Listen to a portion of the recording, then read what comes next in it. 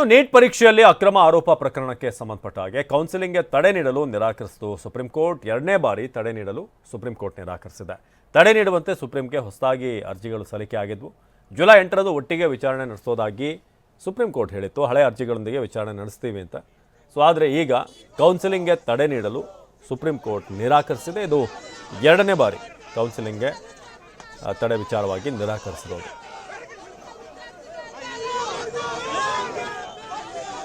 ಬೆಂಗಳೂರು ಹಾಗೂ ಚಂಡೀಗಢದಲ್ಲಿ ನೀಟ್ ಪರೀಕ್ಷೆ ಅಕ್ರಮಕ್ಕೆ ಸಂಬಂಧಪಟ್ಟ ಹಾಗೆ ಪ್ರತಿಭಟನೆಗಳಾಗಿತ್ತು. ಎರಡನೇ ಬಾರಿಗೆ ಈಗ ಸುಪ್ರೀಂ ಕೋರ್ಟ್ ತಡೆ ನೀಡಲು ನಿರಾಕರಿಸಿದೆ.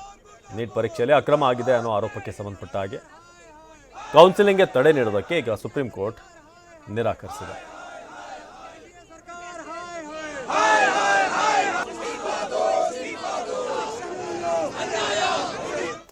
ಇನ್ನು ಮಾಜಿ ಸಂಸದ ಪ್ರಜ್ವಲ್ ರೇವಣ್ಣ ವಿರುದ್ಧ ಅತ್ಯಾಚಾರ ಆರೋಪಕ್ಕೆ ಸಂಬಂಧಪಟ್ಟ ಹಾಗೆ ಹಾಸನಕ್ಕೆ ಪ್ರಜ್ವಲ್ ಕರೆತಂದು ಎಸ್ಐಟಿ ಅವರು ಇವತ್ತು ಸ್ಥಳ ಮಹಜರು ನಡೆಸ್ತಾ ಇದ್ದಾರೆ.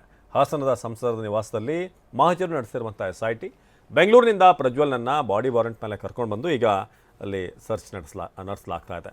ಹಾಸನದ SP ಕಚೇರಿ ಸಮೀಪ ಇರುವಂಥ ಸಂಸದರ ನಿವಾಸ, ಬಾಡಿ ವಾರೆಂಟ್ ಮೇಲೆ ಈಗ ಅಲ್ಲಿಗೆ ಪ್ರಜ್ವಲ್ನನ್ನು ಕರ್ಕೊಂಡು ಬರಲಾಗಿದೆ. ಒಂದು ಕಡೆ ದರ್ಶನ್ ಗ್ಯಾಂಗ್ನ ಕತೆ ಹಾಗಿದ್ರೆ, ಇನ್ನೊಂದು ಕಡೆ ಪ್ರಜ್ವಲ್ ಈ ಕೇಸ್ಗಿಂತ ಮುಂಚೆ ಬೆಳಕಿಗೆ ಬಂದ ಕೇಸ್ ಇದು.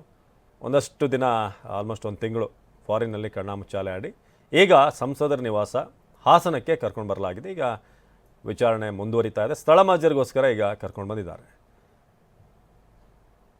ಹಾಸನದ ಸಂಸದರ ನಿವಾಸದಲ್ಲಿ ಇವತ್ತು SIT ಸ್ಥಳ ಮಹಜರನ್ನು ನಡೆಸಿತು. ಅದರ ದೃಶ್ಯಗಳನ್ನು ನೋಡ್ತಾ ಇದ್ದಾರೆ.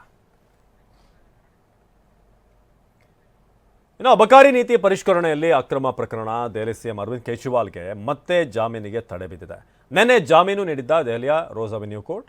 ಆದರೆ ಕೇಜ್ರಿವಾಲ್ ಜಾಮೀನಿಗೆ ದೆಹಲಿಯ ಹೈಕೋರ್ಟ್ ಈಗ ತಡೆ ನೀಡಿದೆ. ಜಾಮೀನಿಗೆ ತಡೆ ಕೋರಿದ್ರು ED ಅಧಿಕಾರಿಗಳು.